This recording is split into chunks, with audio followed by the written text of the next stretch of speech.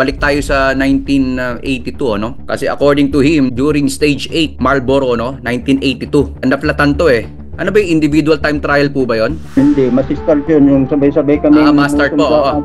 Marcos Highway, nag-usap kami ni Kuya na yung tira namin natin. Kung sinong malaban sa karera, magtulungan tayo, sabi niya. Nung napat ako sa Damortis, doon sa Juan, flat ako, sabi ko, hindi binigay yung bike niya. Tapos, pagdating ko sa mga altan, iniwanan ako ng dabupan, iniwanan ako ng 12 minuto eh. Pero yung mga tagahanga ko, umiyak ako. Kasi anong ginawa mo? Sabi gano'n. Hindi, nakaiyak ako. Kinabukasan, individual. Dabupan mong kada. Iniwanan ko sila ng mga 12 minutes. Tinuog ko si dalawang champion yung tinuog ko. Rivas, champion din yun. Sikam ay Bunso, champion din yun. Tinuog ko mo yun, iniwanan ko pa sila. So binawi nyo po yung oras talaga, no? Para bumalik sa dati man lang, kahit makabawi man lang sa oras na nawala, kahit man lang hindi bumaba pa yung oras nyo, no? Opo. Pero may isa pa na individual time trial, Sorsogon Legazpi, yung individual na naman yun. Alam nila kasi ako ang kumukuha ng individual eh. Oo. Kaya inalis nila eh. Kung maaari, hindi na ako tatakbo. Grabe. Kasi alam nila, nag-usap-usap sila pagkatapos ng kumain. Nag-usap-usap sila, inalis yung individual time trial. Si Romales din po, kung maalala ko, mahigpit na kalaban nyo rin sa 1982, kayo nila Sikam, ano? Tama po ba?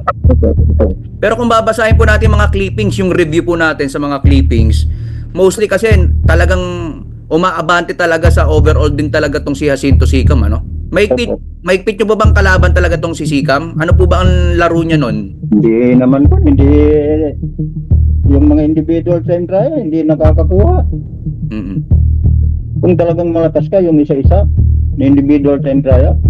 Kasi ang karakteristik po nitong si Sir Ruben Carino talagang kumbaga sabihin na natin barakong-barako pagdating sa pamimisikleta, no? Talagang sabi nga ni Manong just before nung nakausap natin, for you to win in a race, kailangan talagang may akyat ka, may sprint ka, lahat nandiyan na. Pero ang may last say nga yung climbing, ano? Tama po ba, sir? Pero sa akin wala akong sprint. Ang ko, dapaan ko yung 53-13.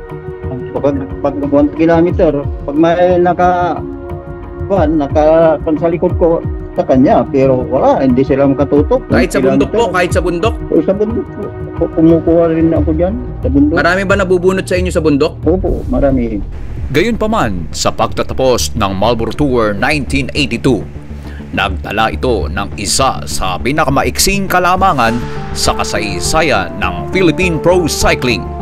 Si Ruben Carino ay pumangalawa sa nooy naging back-to-back champion na si Jacinto Sikam sa pagitan lamang ng 17 segundo.